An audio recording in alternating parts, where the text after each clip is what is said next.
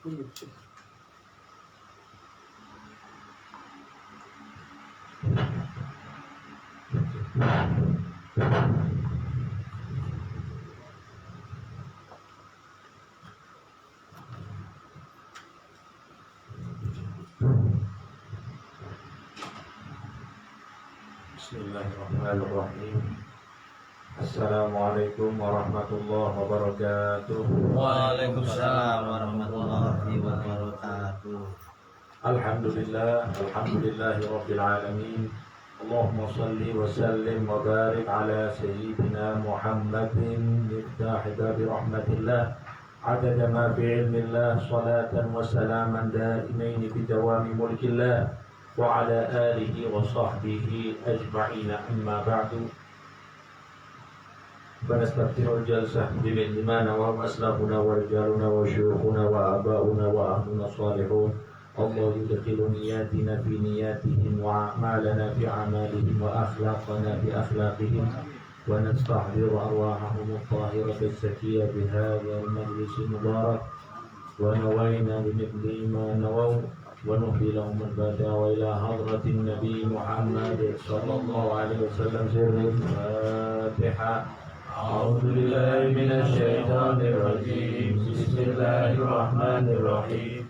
Alhamdulillahi rabbil alamin. Ar-rahmanir rahim. Maliki yaumiddin. Iyyaka na'budu wa iyyaka nasta'in. Ihdinas siratal mustaqim. Siratal ladzina an'amta 'alaihim ghairil maghdubi 'alaihim waladdallin. Amin.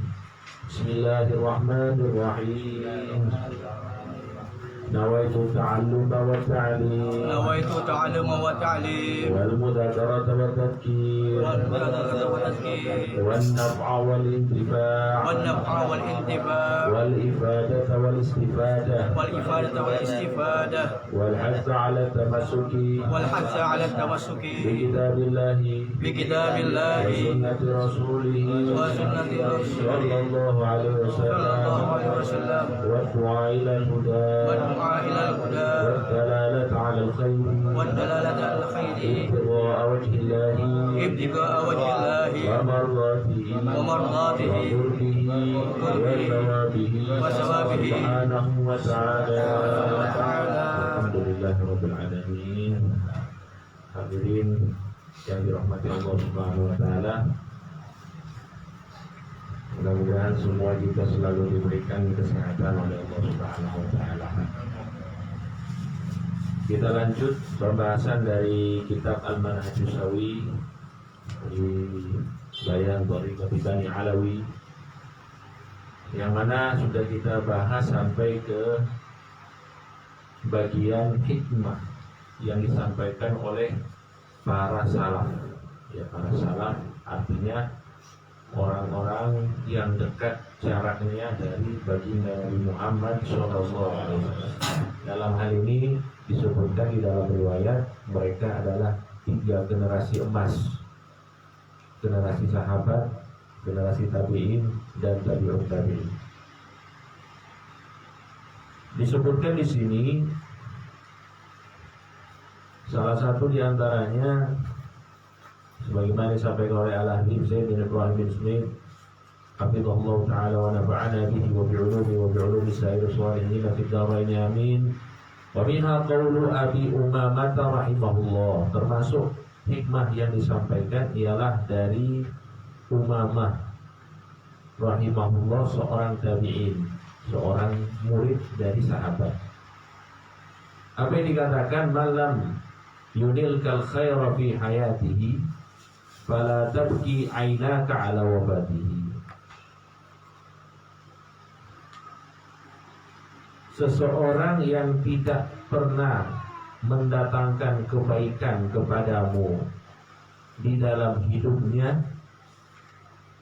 maka jangan sampai kedua matamu menangisinya saat dia wafat. Artinya ini pesan untuk kita semuanya. Ya, orang yang pantas kita rindukan, yang pantas kita tangisi itu orang yang memberikan kebaikan dan manfaat kepada kita.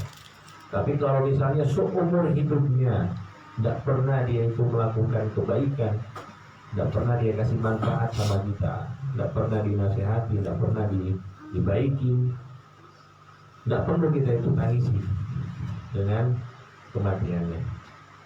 Ini pesan untuk kita semuanya. Ya kadang-kadang kita ini kan orang-orang yang mungkin ya kita kenal, tapi mereka tidak mengenal kita, dan tidak pernah sama sekali mereka itu memberikan manfaat untuk kita. Tapi ada saja dari kita mungkin yang menangisi mereka saat mereka wafat. Padahal yang benar itu apa ya? Yaitu kita itu menangisi seorang yang bermanfaat untuk kita.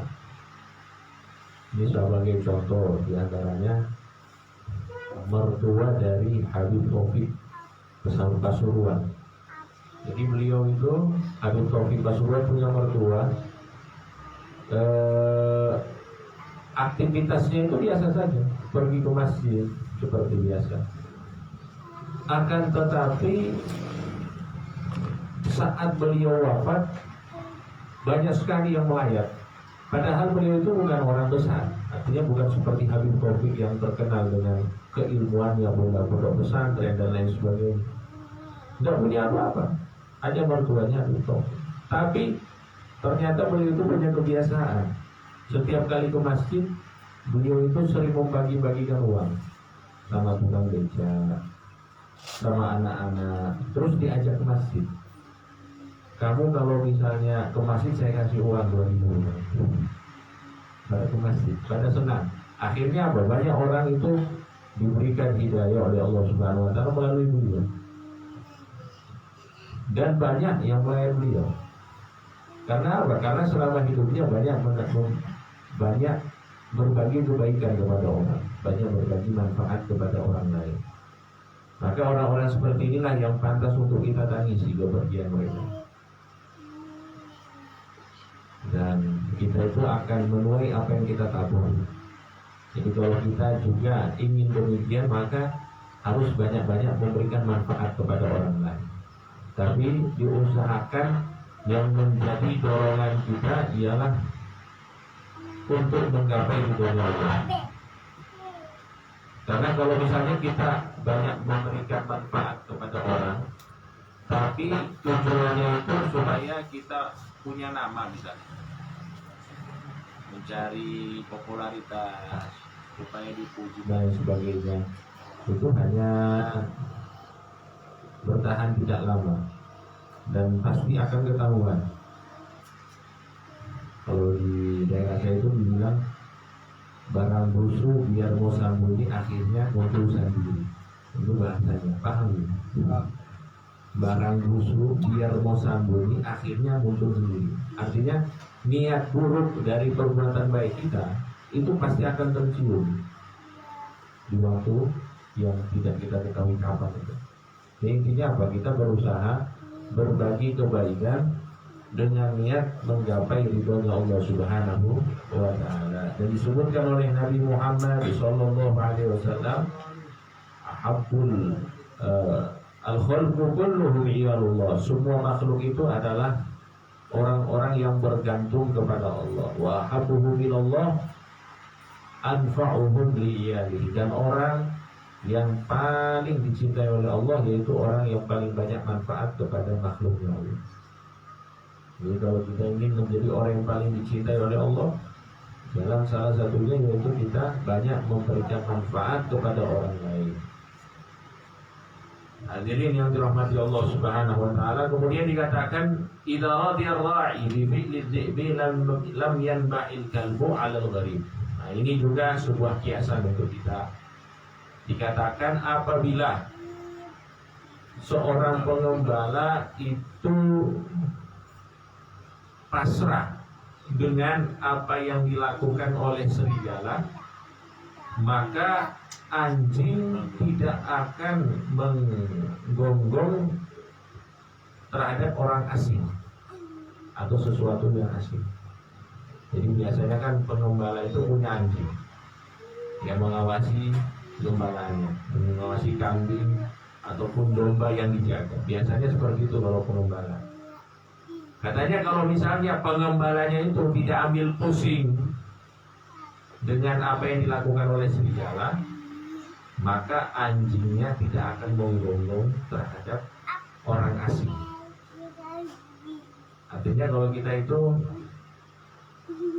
diberikan, kita ini sebenarnya diberikan oleh Allah Subhanahu wa taala seperti detektor, seperti indikator, bisa membedakan ini baik, ini buruk, ini buruk.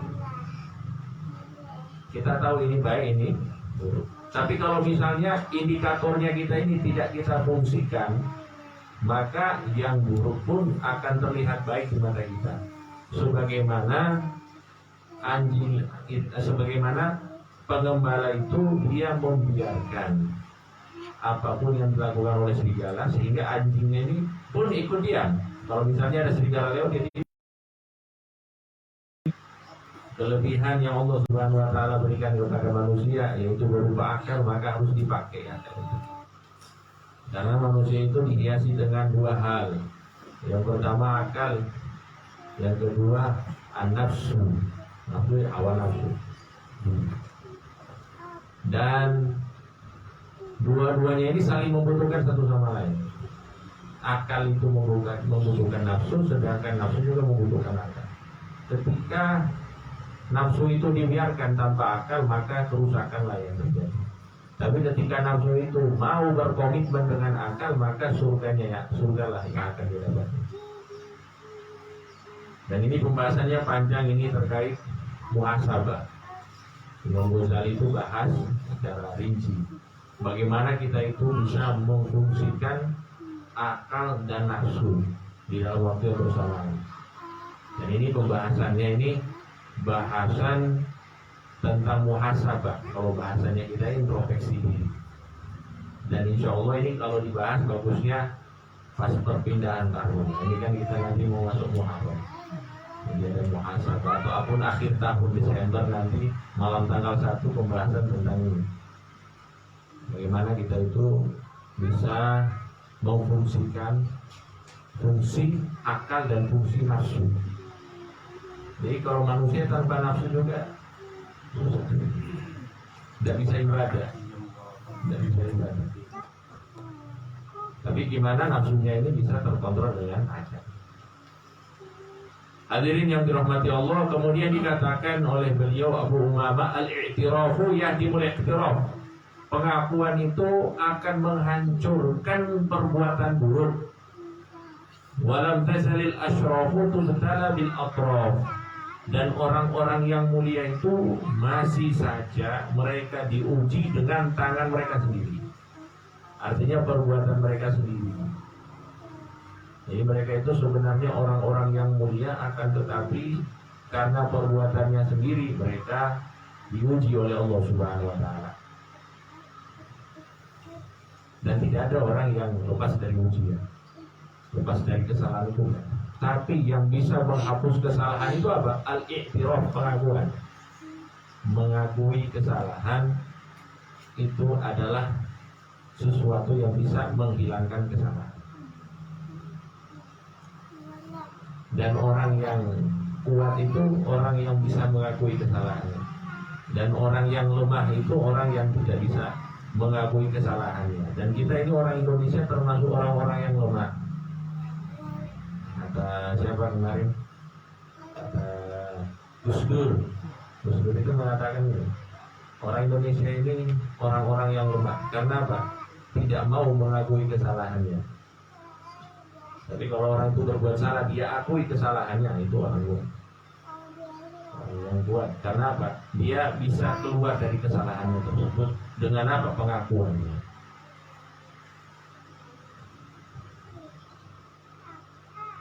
Hadirin yang dirahmati Allah, ini kita baca hikmah-hikmahnya. Ya, istilahnya tabarukan ini supaya ya makin banyak hikmah, meskipun mungkin panjenengan tidak mungkin hafal semuanya kalau yang ada saja. Termasuk anak juga tidak mungkin hafal semuanya. Tapi minimal ada 2-3 yang nyantol dijadikan pegangan hidup, ini bagus. Karena ini perkataan orang-orang yang dekat dengan Allah Subhanahu wa taala. Dikatakan oleh Hatim Al-Asam, ini Hatim Al-Asam juga termasuk orang yang ahli hikmah. Dan yang beliau ucapkan ini sering kita dengar. Apa itu? La tangdur ila man qala. Jangan melihat siapa yang berbicara, wangdur ila ma qala. Tapi lihatlah apa yang dia katakan. Jadi bukan kita fokus, wah ini yang ngomong misalnya orangnya ini terpercaya, yang ngomong ini orang besar, maka kita dengar. Yang ngomong ini orang kaya, maka kita dengar. Bukan seperti itu. Tapi kita lihat apa konten yang dia sampaikan itu. Kalau yang dia sampaikan itu bagus, benar, ya sudah. Meskipun dari orang rendahan, mungkin menurut kita yang tidak punya ilmu sekalipun, bahkan orang jahat sekalipun, kalau misalnya dia sampaikan benar, ya kita terima itu sebagai kebenaran. Wa khudhil hikmata haitsu wajadtaha. Ini lanjutannya. Dan ambillah hikmah. Hikmah itu apa yang sudah kita sampaikan dulu, ilmu yang manfaat. Ambillah ilmu yang manfaat dimanapun kamu dapatkan. Fa innaha dhalatul mu'min, karena hikmah itu adalah sesuatu yang dicari oleh orang mukmin. Jadi kalau kita itu istilahnya benar-benar ingin menjadi orang yang beriman, harus selalu haus mencari hikmah, cari manfaat, minta nasihat. Nah, itu orang mukmin sejati itu. Karena orang mukmin itu dia salah satu cirinya itu dia selalu merasa kurang. Maka dia perlu pembenahan, mencari nasihat, mencari hikmah, mencari ilmu, untuk apa? Membenahi dirinya agar lebih baik lagi. Oleh karena itu kita dianjurkan untuk dekat dengan orang-orang soleh, mendengarkan nasihat mereka, supaya kita itu ada perkembangan kualitas keimanan kita dan kualitas ibadah kita kepada Allah Subhanahu wa ta'ala. Fa idza wajadtaha,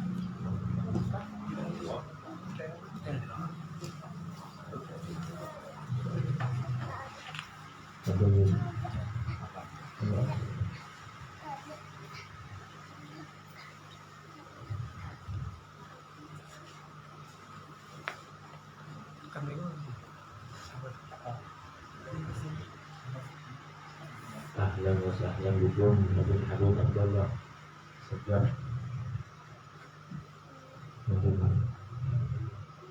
Fa'idha wajadtaha faqayyidha. Kalau misalnya hikmah tersebut sudah kita dapatkan, maka tulislah, ingatlah hikmah tersebut. Tsumma btaghi dhalatan ukhra, kemudian carilah hikmah yang lain. Artinya kita tidak puas dengan apa yang sudah kita dapatkan, cari terus, dicari terus. Dan itu tidak harus menjadi santri.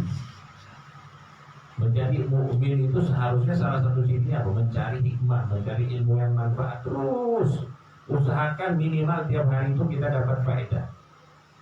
Kalau bukan dari majelis ilmu, bukan dari guru, ya minimal dari statusnya orang. Ya. Statusnya orang juga bagus lagi. Jadi kita macam-macam status yang bagus, nah itu bisa dapat hikmah, dapat ilmu. Apalagi sekarang ini banyak sekali kemudahan, beda dengan dulu. Maka kita itu dalam hal mencari hikmah, mencari ilmu, faedah dalam kehidupan itu jangan memilih-milih orang siapapun dia. Mau satu aliran dengan kita ataupun dua aliran agama Islam, non-Islam, bahkan misalnya ya orang yang menurut kita tidak pantas untuk berbicara, yang tidak punya ilmu, tetap kalau yang dia sampaikan bagus, benar, ya kita terima.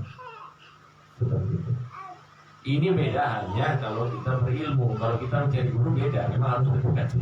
Tapi kalau mendapatkan hikmah dan siapapun, bahkan dari orang yang menurut kita yang tidak pantas untuk menasihati sudah, tapi yang disampaikan benar, ya sudah kita terima. Dan banyak sekali kisah-kisah para ulama kita, termasuk Syekh Abdul Qadir Jilani yang dinasihati oleh seorang pemabuk yang sudah kita bahas di pertemuan yang lalu-lalu. Bayangkan seorang pemimpin wali dinasihati pemabuk, dan beliau menerima bahkan pingsan dengan nasihat tersebut.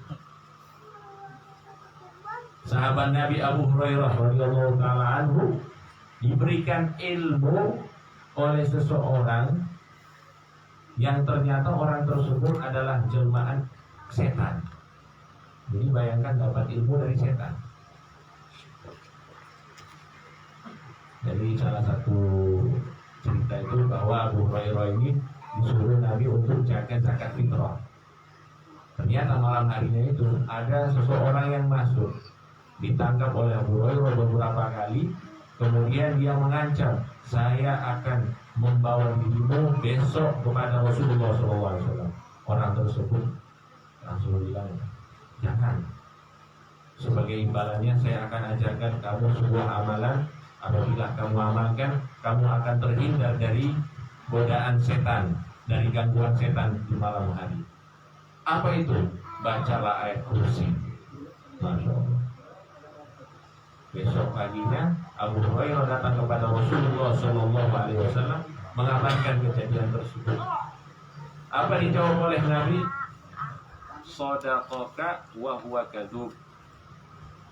Orang itu benar, tapi aslinya dia adalah seorang pendusta.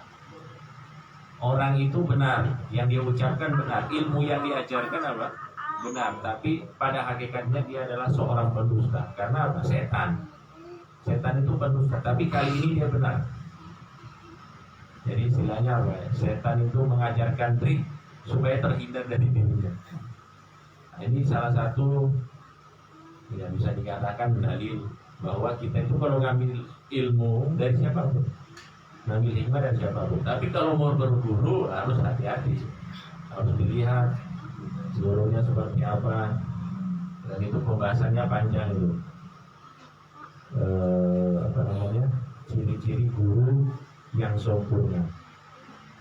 Nanti pembagian guru, ada guru yang mengajarkan ilmu, ada guru yang membimbing, ada guru yang membuka mata batin, ada guru yang sempurna. Itu ada pembahasan yang khusus yang mungkin tidak kita bahas di sini. Ya intinya di sini kita diajarkan untuk membuka diri terhadap kebenaran. Dari manapun yang kita dapat, kita terima itu sebagai kebenaran. Hadirin yang dirahmati Allah Subhanahu wa taala, kemudian berpindah kepada gurunya Imam Malik, yaitu Al-Imam Abu Hanifah radhiyallahu taala anhu. Ini ada seorang imam yang bernama Abu Hanifah. Abu Hanifah ini bisa dikatakan pimpinan ahli fikih. Kita itu tahu ahli fikih itu Abu Hanifah, Malik bin Anas, Imam Syafi'i, Imam Ahmad bin Hanbal. Ini imam-imam madhab. Kemudian banyak imam-imam yang lain, tapi pemimpin dari para imam ini Abu Hanifah. Sehingga dikatakan al-fiqhu ala Abi Hanifah iyal. Kalau misalnya di pramuka itu, tahu pramuka ya? Bapak pramuka itu kan namanya Baden Powell, anak-anak pramuka. Baden Powell, bapak pramuka. Tapi kalau bapak fikih Abu Hanifah, beliau itu bukan cuma ahli fikih, zuhud dalam dunia juga. Banyak sekali manaki-manaki beliau yang perlu kita dalami. Beliau berkata, "Man radiya biduni qadrihi," barang siapa yang ridho, yang rela dengan sesuatu yang dibawa haknya. Jadi sebenarnya dia pantas mendapatkan yang lebih, tapi dia diberikan yang lebih rendah dari apa yang dia berhak atasnya. Dia ridho dengan sesuatu yang dibawa, rafa'ahu Allahu ila fawqi ghayatihi, maka Allah akan mengangkat dirinya melebihi batasan dirinya, batasan kadarnya. Misalnya ini orang mulia, orang alim, tapi tawadu, Allah pasti angkat lebih tinggi dari derajatnya. Orang kaya, tawadu, Allah angkat pasti derajatnya lebih tinggi daripada itu. Ini sebagai contoh. Seringkali ulama itu memberikan contoh kepada kita. Misalnya ada orang alim,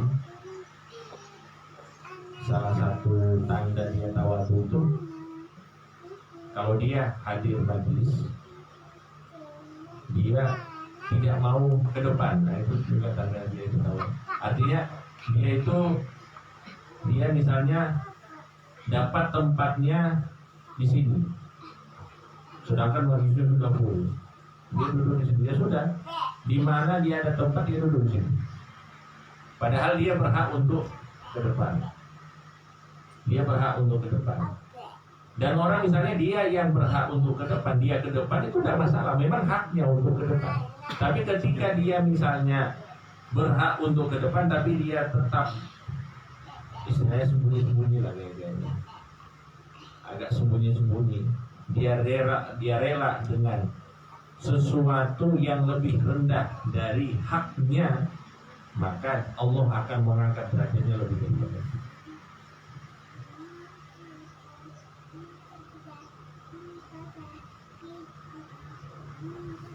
Dan ini pernah saya dengar kisahnya Syekh Yasin Al-Badani.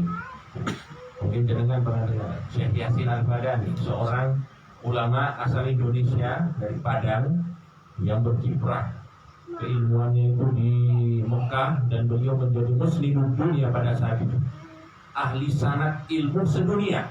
Syekh Yasin Al-Badani, katanya Syekh Yasin Al-Badani itu kalau masalah ilmu semuanya hormat sama beliau. Tidak ada ulama pada zaman itu yang tidak hormat kepada Syekh Yasin Al-Badani. Semuanya hormat. Dalam ilmu apapun beliau bisa. Tapi dalam masalah berpakaian sangat biasa Syekh Yasin Al-Badani. Ya kalau bahasa sekarang yang mungkin pakai baju koko sarungnya, terus pakai apa? Pakai sorban atau sorban biasa digantung seperti ini. Dan bajunya itu sudah kuning-kuning, putih sudah ke kuning-kuningan. Ini yang cerita langsung muridnya ke saya.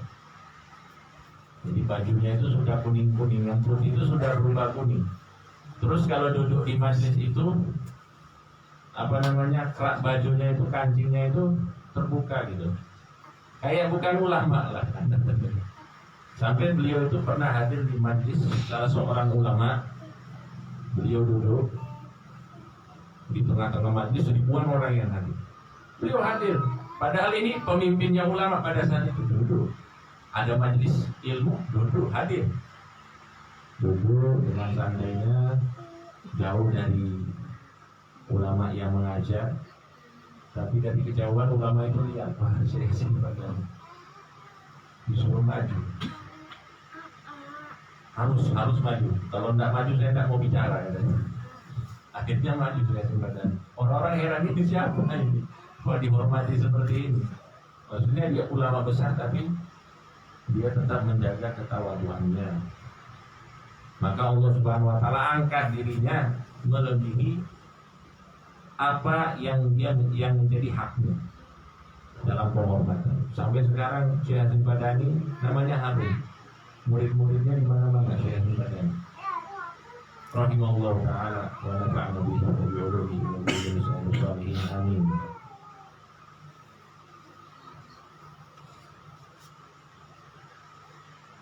Hadirin yang dirahmati Allah Subhanahu wa taala.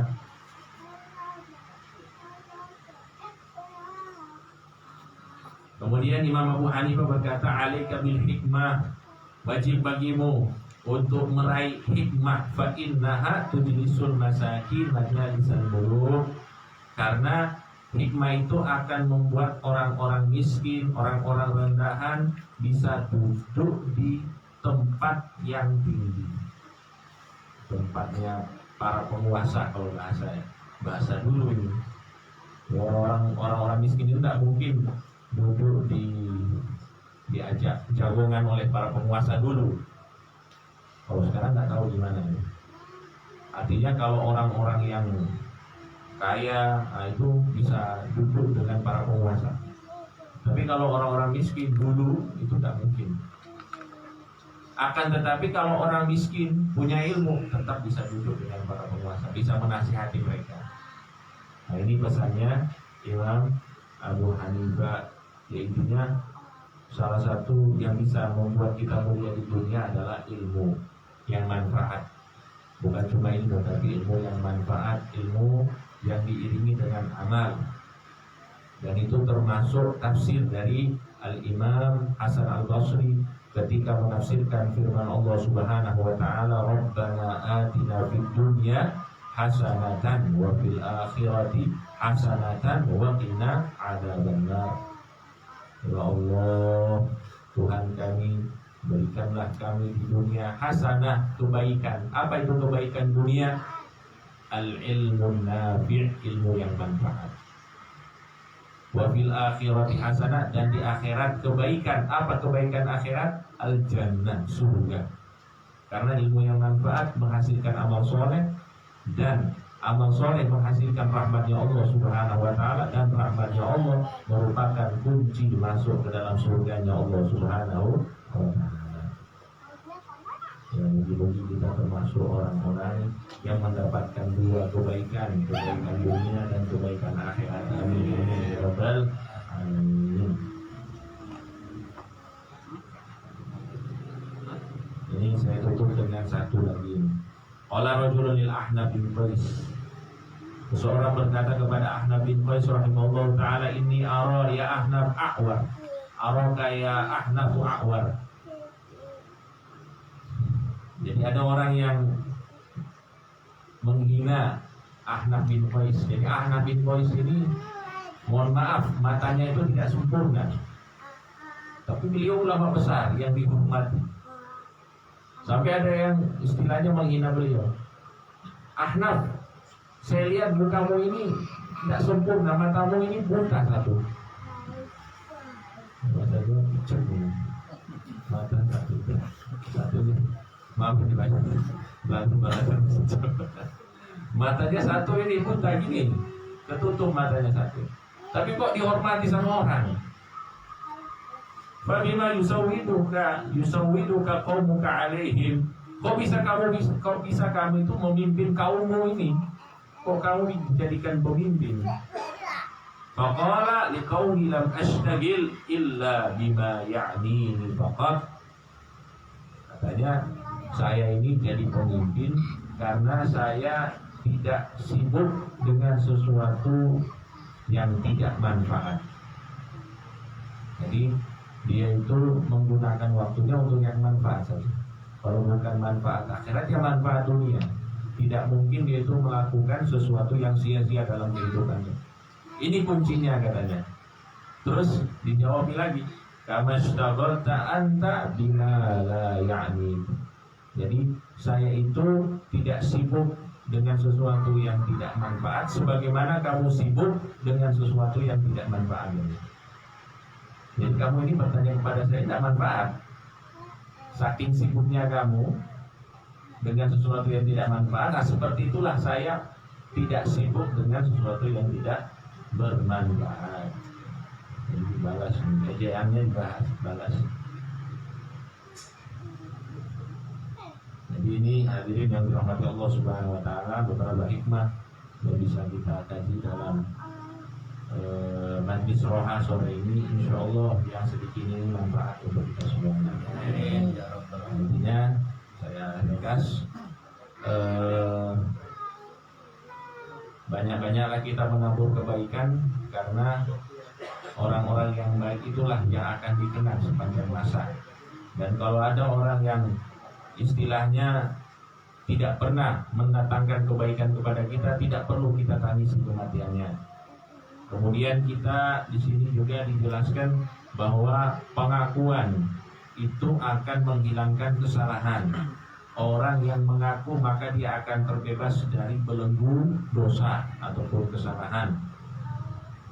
Kemudian juga kita diajarkan di sini agar kita itu menerima kebenaran dan kebaikan dari siapapun tanpa melihat siapa dia, dan diusahakan kita itu bisa mendapatkan kebaikan setiap harinya.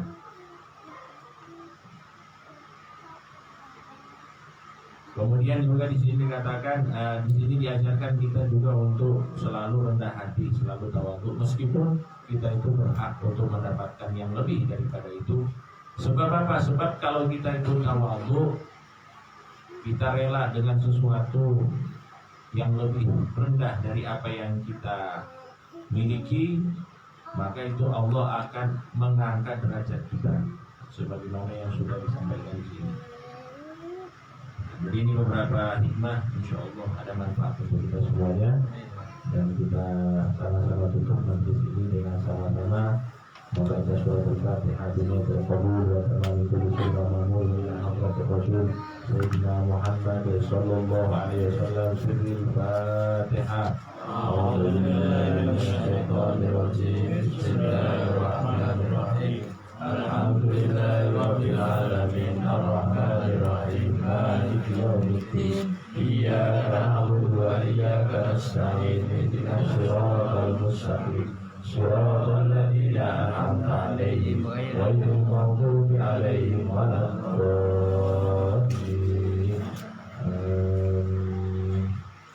Allahumma shalli wa sallim ala sayyidina Muhammadin miftahil babi rahmatillah adada ma fi ilmillah salatan wa salaman daimaini bidawami mulkillah wa ala alihi wa sahbihi. Allahumma ij'al fi ta'atika farahi wa sururi wa fi mardadika jami'a umuri. Allahumma ya alim bi halati وَنُصَلِّ عَلَى سَرَائِرِ وَنِيَّاتِي يَقْضِي جَمِيعَ حَاجَاتِي وَاغْفِرْ ذُنُوبِي وَسَيِّئَاتِي وَتَجَاوَزْ عَنْ خَطِيئَاتِي وَزَلَّاتِي وَتَقَبَّلْ جَمِيعَ حَسَنَاتِي وَسَامِحْنِي فِيمَا مَضَىٰ وَمَا يَأْتِي وَارْزُقْنِي فِي دِيوَانِ سَادَاتِي وَاسْلُكْ فِي سَبِيلِ نَجَاتِي فِي حَيَاتِي وَمَمَاتِي. اللهم إني طامع في عطاء راغب في رضا مستسلم للقضاء فاقضني أولياء واسلك بي سبيل الهدى وأعني بأصفياء. وصلى الله على سيدنا محمد وعلى آله وصحبه وسلم والحمد لله رب العالمين.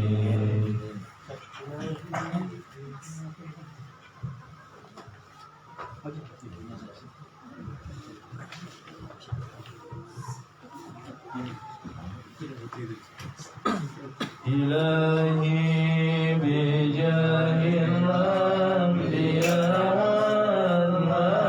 والملائكة وللأولياء جعلنا بالإجابة.